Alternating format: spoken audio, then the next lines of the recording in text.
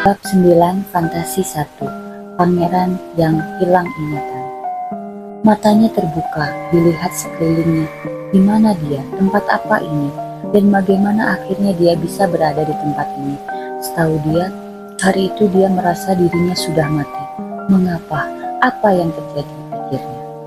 Tak lama kemudian, seseorang dengan pakaian putih memasuki ruangannya dan melihat keadaannya. Dokter itu berkata pada pasiennya, "Bagaimana perasaan Anda saat ini?" Mendengar hal itu, dia menjawab pertanyaan dokter yang sedang memeriksanya. "Tahu, siapa saya? Di mana saya?" Mendengar hal tersebut, dokter yang bersamanya mengatakan, "Saya dokter, saya yang merawat Anda. Anda mengalami kecelakaan. Ada warga yang menemukan Anda tenggelam di sungai. Sekarang Anda berada di rumah sakit." Pangeran Victron kebingungan. Rumah sakit? Apa itu? Pertanyaan-pertanyaan lain pun tak bisa dijawabnya. Dokter menanyakan namanya. Pangeran Victron tidak bisa menjawabnya. Dia tidak tahu namanya sendiri. Dokter kesulitan. Sudah sekian lama mencari keterangan tentang identitas pasiennya ini. Bahkan setelah sadar pun pasiennya ini tidak bisa mengingat dirinya sendiri. Dia mengalami hilang ingatan. Maka dari itu, pihak rumah sakit bekerjasama dengan pihak kepolisian untuk menyebarkan informasi kepada masyarakat luas dengan harapan ada yang mengenali pria ini. Pangeran Victron berusaha untuk beristirahat. Dia juga masih sedikit kebingungan. Sudah berusaha semaksimal mungkin pun dia tidak bisa mengingat apa-apa tentang dirinya atau masa lalunya. Lebih membingungkan lagi, tidak ada seorang pun di sisinya yang bisa membantunya keluar dari rasa kekosongan ini. Tapi pada akhirnya, setelah sekian lama, tubuh yang terluka ini akhirnya sembuh total. Dia bisa berjalan dengan normal, dan dia pun sudah tidak punya alasan untuk tinggal di rumah sakit lebih lama lagi. Dia bingung harus pergi kemana. Dunia yang asing bagi. Tetapi ketika hendak pergi, ada seorang yang mengakui mengenalnya. Wanita cantik dan ayu ini menghampirinya dan meneteskan air mata dan memeluknya. Sebenarnya membuat Pangeran Victron keheranan akan kelakuan wanita ini padanya. Wanita ini memeluknya, tapi Pangeran Victron hanya terdiam tidak membalas pelukannya karena dia merasa asing pada wanita ini. "Victor, kemana saja kamu selama ini? Aku mencarimu. Mengapa kamu tidak mengabari jika kau ada di sini?" Pangeran Victron tidak membalas pertanyaan itu karena dia sendiri kebingungan. Wanita yang di depannya itu memanggil dirinya dengan nama yang asing, Victor.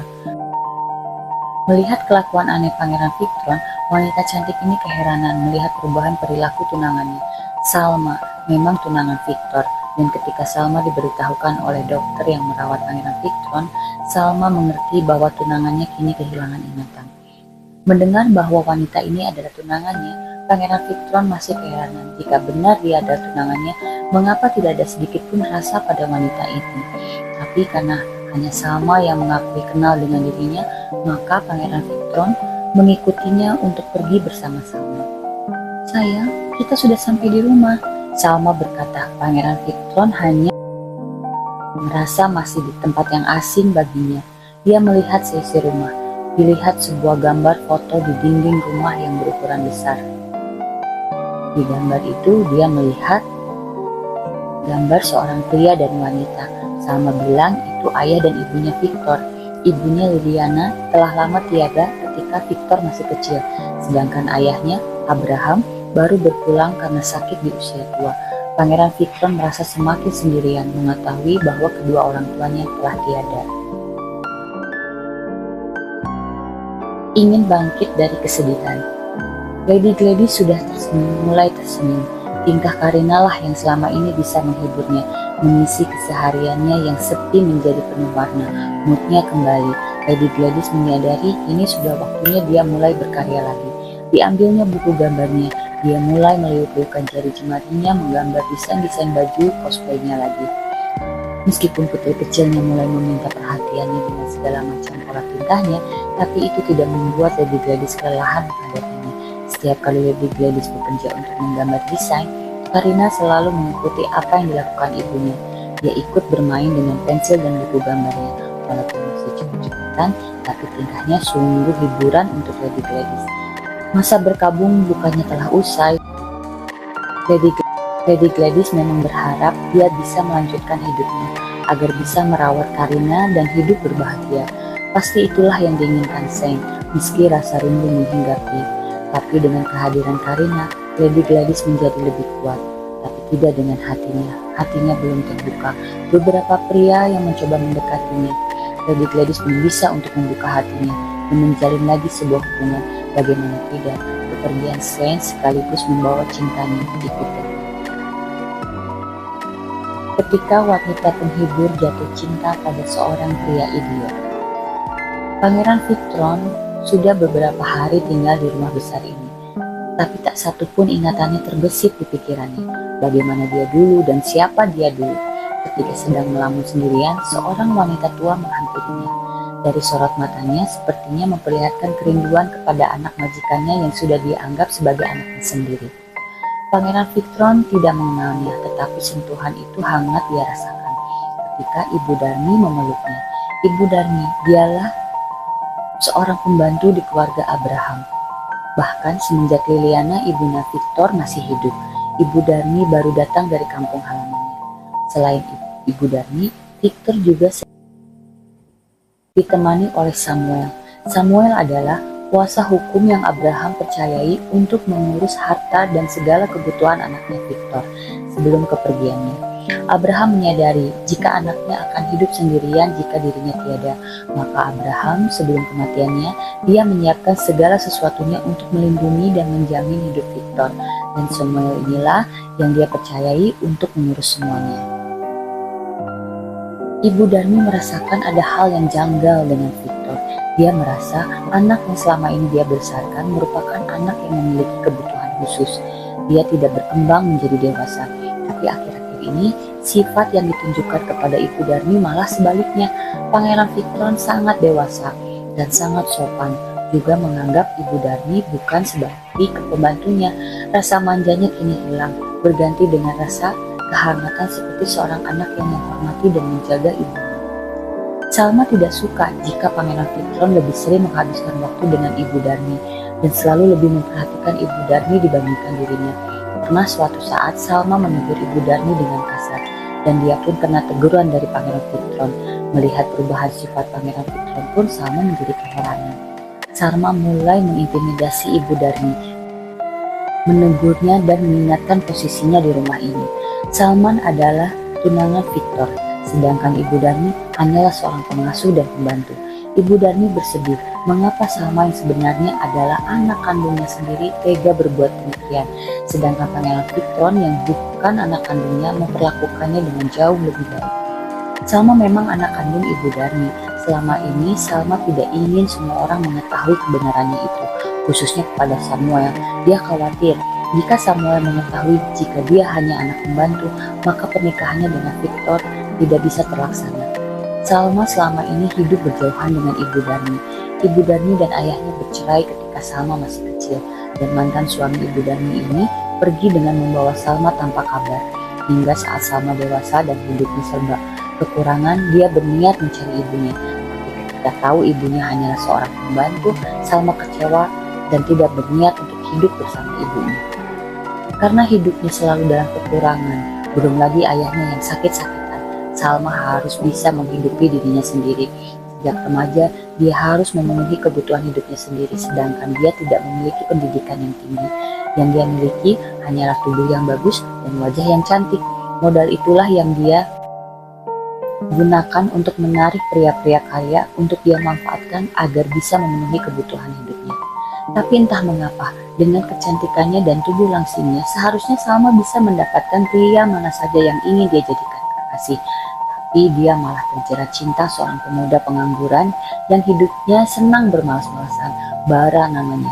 Dan malah Bara jugalah yang mencarikan Salma pria-pria kaya yang dia harus kencani. Hingga akhirnya Bara mendapatkan ide atau rencana jahat. Ketika mendengar Salma bertemu dengan ibunya dan menceritakan tentang keluarga tempat ibunya bekerja, Bara jadi mendapatkan sebuah ide. Salma tak perlu lagi untuk mencari pria-pria lain, dia cukup menikahi Victor. Salma bercerita kepada Bara, sewaktu dia menjumpai ibunya yang hanyalah seorang pembantu, dia mendengar bahwa majikannya baru meninggal dunia mengakibatkan sudah berumur tua dan dia memiliki seorang anak dewasa, tapi perilakunya seperti anak kecil dan dia adalah pewaris tunggal harta kekayaan ayahnya. Lalu Bara berpendapat, daripada melayani pria-pria kaya tapi pelit, lebih baik menikahi pria yang memiliki harta warisan dan akan lebih mudah sewaktu mengetahui pria itu memiliki keterbelakangan.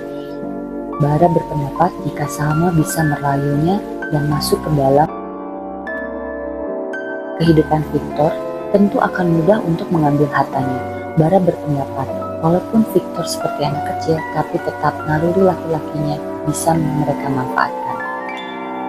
Memang berhasil rencana Bara. Ketika Salma masuk ke dalam kehidupan Victor, dengan mudah Victor menyukai keramahan dan kecantikan Salma.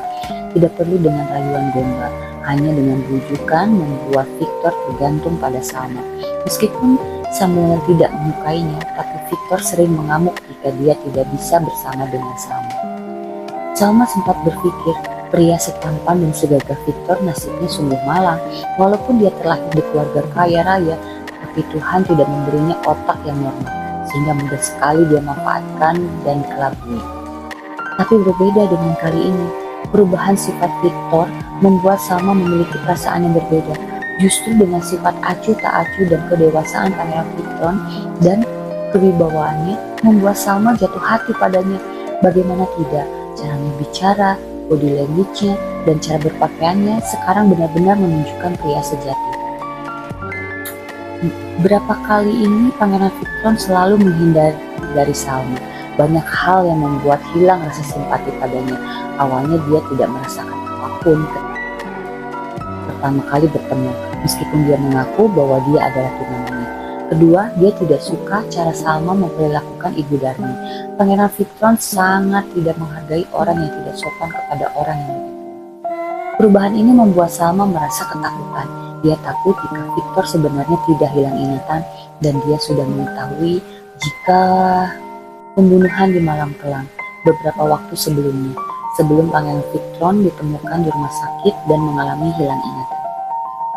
Salma merasa pertunangannya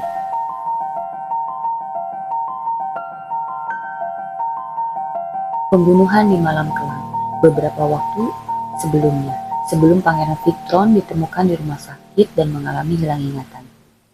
Salma merasa pertunangannya terlalu lama. Dia ingin segera menikahi Victor, lalu menguasai hartanya, lalu meninggalkannya dan hidup bahagia bersama Bara. Tapi rencananya itu selalu dihalang-halangi Samuel. Sepertinya Samuel menyadari jika Salma hanya mengincar harta Victor saja. Apalagi Samuel diam-diam mengawasi Salma dan akhirnya dia mengetahui Salma memiliki hubungan dengan Bara.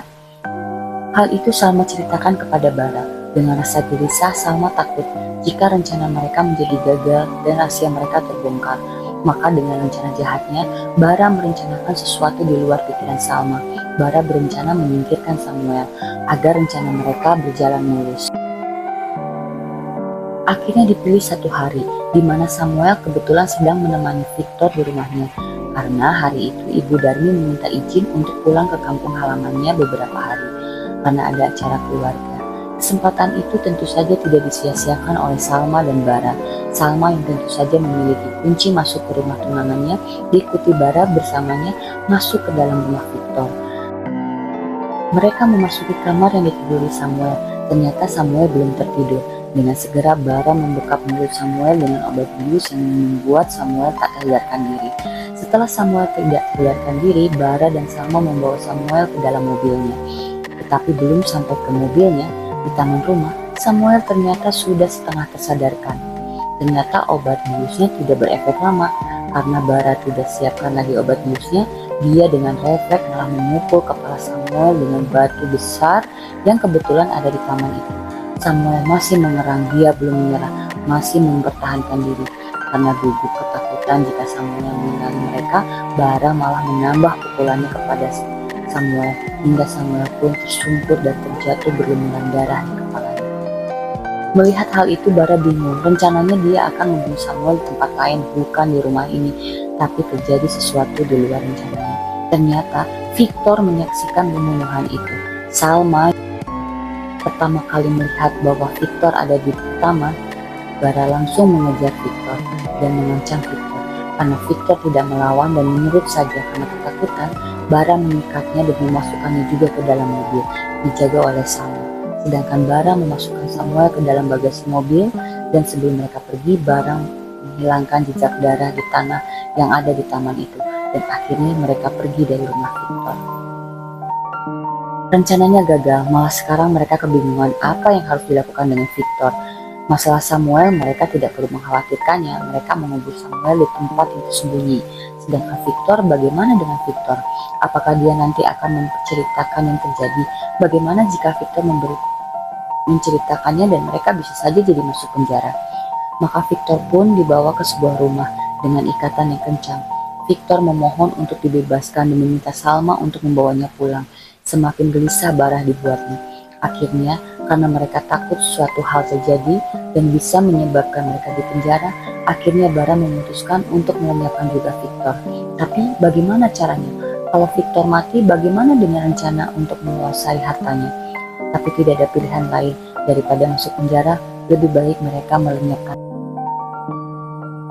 Apalagi Victor berontak dan mengamuk ingin pulang karena tidak ingin ada orang yang mendengarkan teriakannya. Terpaksa Bara memukulnya dan membawa Victor ke sebuah tempat. Dia dipukuli dan disiksa.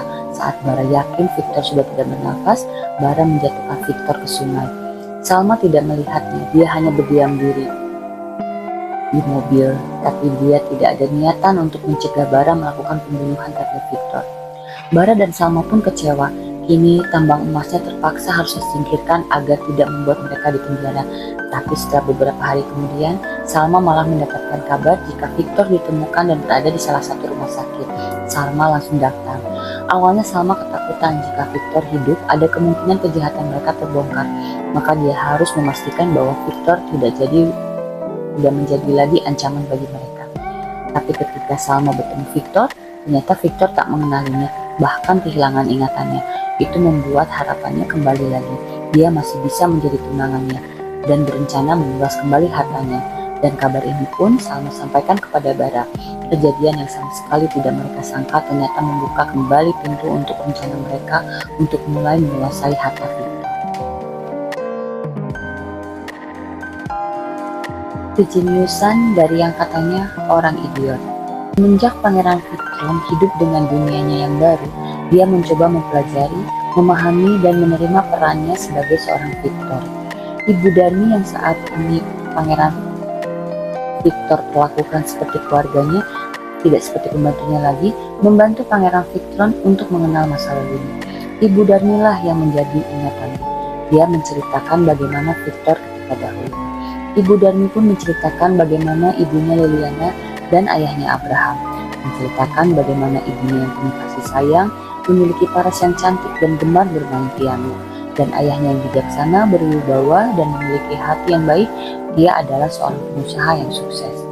Mendengar bahwa ayahnya seorang pengusaha yang sukses, Ibu Darmi memberitahukan jika ayahnya memiliki sebuah perusahaan di mana ayahnya memimpin dan mengelola perusahaan itu. Pangeran Victor tertarik untuk datang ke perusahaan itu. Dia ingin mengetahui bagaimana perusahaan ayahnya. Maka dia pun pergi ke perusahaan itu. Ibu Darmi mengatakan, temui saja Samuel. Dia akan membantu Pangeran Victor untuk menjelaskan tentang perusahaan ayahnya. Ketika tiba di sebuah perusahaan milik ayahnya, beberapa karyawan tertegun melihat penampilan Pangeran Victor. Karena yang mereka tahu, Victor anak bosnya itu bergaya seperti layaknya anak kecil. Tapi kini dengan setelan rapi dia datang ke perusahaannya itu. Dia menanyakan keberadaan Samuel kepada salah satu karyawannya. Tapi karyawannya itu mengatakan jika Samuel sudah lama tidak masuk kerja. Bahkan keluarganya pun mencari keberadaan Samuel. Karena Samuel tidak ada, Herman mendatangi Pangeran Victor. Dia mengatakan jika dia adalah salah satu karyawan yang bertanggung jawab akan keberlangsungan perusahaan. Memang, semenjak Abraham tiada, Herman lebih banyak mengemban tugas perusahaan dibantu dengan Samuel. Tapi setelah beberapa lama Samuel menghilang, Herman kebingungan. Bahkan kini dia dikejutkan dengan kedatangan Pangeran Victor yang berminat untuk mengenal perusahaan ayahnya. Herman pun dengan senang membantu Pangeran Victor untuk mengenalkan perusahaan ayahnya.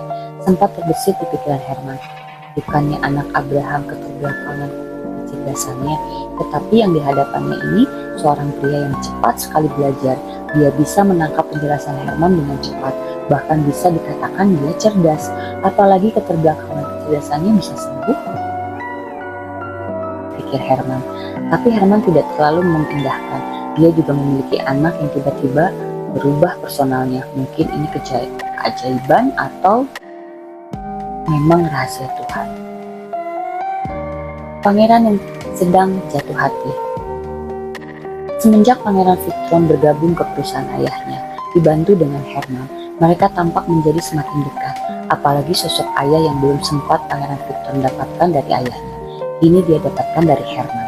Herman pun memang sangat perhatian kepada Pangeran Victron, karena bagaimanapun jasa Abrahamlah yang sudah membuatnya seperti sekarang ini. Tapi di hari itu, pihak kepolisian mendatangi perusahaan Pangeran Victron, dan mereka ingin bertemu dan memeriksa Pangeran Victron. Ini mengenai hilangnya Samuel, yang bertepatan dengan sempat hilangnya Victor dulu. Keluarga Samuel sudah berusaha mencari, hingga akhirnya melaporkan kepada kepolisian. Karena permasalahan ini, Herman selalu mendampingi Pangeran Victron. Karena Pangeran Victron kini hilang ingatan, pihak kepolisian pun tidak bisa menggali lebih dalam lagi permasalahan ini. Mereka mencari petunjuk lain akan menghilangnya Samuel. Herman sempat mempertanyakan masalah ini pada Pangeran Victron, tapi Pangeran Victron mengatakan bahwa dia tidak mengenal pria yang bernama Samuel, dan Herman pun tidak terlalu memaksakan Pangeran Victron untuk mengingatnya. Dia hanya berpesan, jika Pangeran Victron mengingat sesuatu, Herman harus diberitahukannya. Semenjak kepulangannya ke rumah ini, Pangeran Victron tidak menyukai jika Salma tinggal di rumahnya. Untuk alasan yang lebih pastinya, Pangeran Victron ingin memutuskan hubungannya dengan Salma. Salma tentu saja tidak menginginkan perpisahan, apalagi kini tampaknya dia benar-benar jatuh hati pada Pangeran Victron. Dia benar-benar menginginkan Pangeran Victron, sosok yang menjadi sempurna di mata Salma. Wajah yang tampan, tubuh yang atletis, sikap kewibawaannya, kedewasaannya, juga kaya raya. Salma benar-benar patah hatinya, apalagi ketika Pangeran Victron mengganti semua kunci di rumah ini, hingga Salma tidak bisa lagi masuk ke dalam rumahnya lagi. Hari ini hari Minggu yang indah. Pagi-pagi saja mentari sudah bersinar. Tampaknya hari ini cerah, tapi Pangeran Victron hanya melamun. Rasanya hatinya kosong. Ibu Darmilah yang selalu memperhatikannya. Ibu Darmi melihat kesepian yang dirasakan anak majikannya itu. Kadang Ibu Darmi bersedih melihat Pangeran Victron yang sering melamun sendirian. Ibu Darmi mendekatinya dan mengobrol-ngobrol untuk membuyarkan lamunan Pangeran Victron. Ibu Darmi mengatakan, pagi-pagi seperti ini, bagaimana kalau jalan pagi? Pangeran Victron tersenyum dan mengajak Ibu Darmi jalan-jalan pagi. Taman yang cukup ramai, mungkin karena hari Minggu, banyak yang mendatangi taman ini sekedar untuk berolahraga sambil menghabiskan pagi yang sehat. Sekilas Pangeran Victron melihat sepertinya Herman yang sedang berada di taman itu dekat arena permainan anak-anak. Pangeran Victron pun dan Ibu Darmi menghampiri. Pangeran Victron menyapa Herman. Herman pun terkejut bertemu Pangeran Victron pagi-pagi di taman. Pangeran Victron mengatakan Ibu Darmi yang mengajaknya jalan-jalan. Herman pun tertawa. Herman sedang berolahraga sembari dia mengasuh cucunya. Dikenalkanlah cucunya kepada Pangeran Victron. Namanya Karina. Pangeran Victron pun menyapanya. Pangeran Victron pun ikut bermain bersama Karina. Tampaknya mereka berdua cocok. Karina cepat akrab dengan Pangeran Victron. Akhirnya setiap minggu mereka sering melakukan kegiatan yang sama. Herman pun selalu membawa cucunya minggu pagi ke taman itu, bertemu dengan Pangeran Victron. Sampai Lady Gladys pun bertanya kepada Herman mengenai Om Victor yang Karina sering bicarakan. Suka membawakan pulang hadiah untuk Karina. Herman pun menceritakan pada Lady Gladys kalau Victor itu adalah anak bosnya. Dia sangat perhatian kepada Karina. Tapi mendengar hal itu, Lady Gladys tidak terlalu menyukainya karena baginya aneh saja seorang pria dengan anaknya. Karena kekhawatirannya itu, Herman mengajak Pangeran Victor ke rumahnya sehabis mereka bertemu di taman untuk sarapan pagi bersama Pangeran. Pun tentu menyetujuinya. Lagi pula hari Minggu seperti ini tidak ada lagi kegiatan yang dia lakukan sehabis berolahraga. Apalagi selama ini dia sering sarapan sendiri, jadi penawaran ini pastilah Pangeran Victor terima. Tiba di rumah Herman, Herman memperkenalkan Pangeran Victron kepada Helen istrinya. Helen menyiapkan sarapan bersama untuk mereka. Helen melihat Karina manja sekali kepada Pangeran Victron hingga membuatnya tersenyum sendiri. Sarapan sudah siap. Helen memanggil Lady Gladys untuk bergabung sarapan. Betapa terkejutnya Pangeran Victron ketika melihat sosok Lady Gladys yang keluar dari kamarnya. Herman mengenalkan Lady Gladys kepada Pangeran Victron. Pangeran Victron sempat terpatung ketika melihat Lady Gladys. Herman pun menegurnya. "Oh iya, saya Victor." Pangeran Victor menyodorkan tangannya. Lady Gladys menyambut tangannya. "Kiran." Mereka pun makan bersama, tapi Pangeran Victron selalu memandangnya terus ke arah Lady Gladys, membuat Lady Gladys jadi salah tingkah. Herman dan Helen pun menyadarinya. Pangeran Victor menyadari ada perasaan lain untuk wanita yang baru ditemuinya ini. Rasanya seperti deja vu. Baru kali ini dia merasakan perasaan kuat seperti ini, dan dia pun menyampaikan perasaannya ini kepada Herman. Herman pun menceritakan tentang keadaan anaknya yang sudah ditinggalkan suaminya, dan semenjak itu anaknya selalu dingin kepada pria. Walaupun mendengarkan hal ini, Pangeran Victron meminta izin kepada Herman untuk mendekati Lady Gladys. Pangeran Victron berterus terang kepada Herman, sepertinya dia jatuh cinta pada anaknya. Sebenarnya Lady Gladys pun merasakan hal yang serupa saat bertemu dengan Pangeran Victron, seperti muncul deja vu di pikirannya. Berusaha mengingat-ingatnya apakah dia pernah bertemu sebelumnya, tapi semakin kuat Lady Gladys mengingat-ingat, semakin dia tidak bisa mengingatnya. Hanya perasaan lain saja ketika pertemuan itu, dan itu masih menjadi misteri di batin Lady Gladys. Pangeran Victron mulai mendekati Lady Gladys. Usaha yang dia lakukan berharap Lady Gladys pun bisa menaruh hati padanya. Tapi Lady Gladys masih kebingungan dengan kebaikan dan perhatian lebih yang diberikan Pangeran Victron padanya. Dia baru saja bertemu, tapi Pangeran Victron justru berlebihan memberikannya perhatian padanya, membuatnya dia bingung akan perasaannya. Lady Gladys mencurahkan isi hatinya kepada Helen. Helen mencoba memberikan nasihat kepada anaknya agar mulai membuka hati untuk seseorang. Apalagi menurut Helen, Pangeran Victron sosok pria yang hangat, perhatian, baik, apalagi dekat dengan Karina. Mendengar pendapat ibunya, Lady Gladys mulai mempertimbangkannya. Salma tidak bisa menerima jika dirinya tergantikan. Salma mulai memata-matai Pangeran Victron. Akhirnya dia mengetahui jika Pangeran Victron sedang mendekati Lady Gladys. Panas hatinya, bagaimana bisa pria yang selama ini biasanya tergantung padanya kini memutuskannya, bahkan pindah ke lain hati. Salma depresi dan Bara pun mengetahuinya. Bara keheranan, mengapa Salma sampai seperti itu? Bara pun menyadarinya jika kekasihnya itu jatuh cinta pada Pangeran Victron. Bara marah, dia bertekad hebat dengan Salma. Dia tidak menyangka Salma mengkhianati perasaannya. Baginya tidak masalah jika Salma berkencan atau dekat dengan pria lain, asalkan tidak dengan hatinya untuk pria lain. Sungguh egois Bara. Bara pun berniat untuk melabrak Pangeran Victron. Saat itu Pangeran Victron sedang mengajak Lady Gladys untuk makan malam bersama di sebuah kafe. Pendekatan yang dilakukan Pangeran Victron, Lady Gladys pun sedikit demi sedikit memberinya kesempatan, bukan untuk Pangeran Victron, tapi kesempatan untuk dirinya sendiri agar bisa membuka hati untuk orang lain. Tiba di kafe, mereka berdua saling bicara. Awalnya hanya obrolan ringan di antara mereka. Lama-kelamaan Pangeran Victron dapat mengubah suasana dan semakin akrab. Mereka mentertawakan hal yang kebetulan sama terjadi pada mereka, yaitu mereka sama-sama kehilangan ingatan. Hal yang sangat jarang terjadi menjadi perbincangan mereka berdua kali ini. Setelah selesai dengan makan malamnya, mereka beranjak pulang. Setibanya di luar kafe, Bara menyerang Pangeran Victron. Tentu saja Pangeran Victron bisa mengelak, dan di bawah alam sadarnya, Pangeran Victron bisa membela diri dengan keahlian bela dirinya, dan malah Bara yang tersungkur dan terjatuh. Pihak keamanan kafe mendatangi tempat kejadian dan mengamankan perkelahian itu. Dibawanya Bara menuju pos keamanan. Di sana Pangeran Victron tidak mau memperpanjang masalah, apalagi malam itu seharusnya malam yang penuh dengan kebahagiaan. Ditinggalkannya Bara, dan Pangeran Victron membawa Lady Gladys untuk pulang. Salma merasa khawatir. Sebelumnya Bara berkata akan memberikan pelajaran pada Pangeran Victron. Salma ingin mencegahnya karena khawatir Pangeran Victron akan pulang dengan keadaan terluka.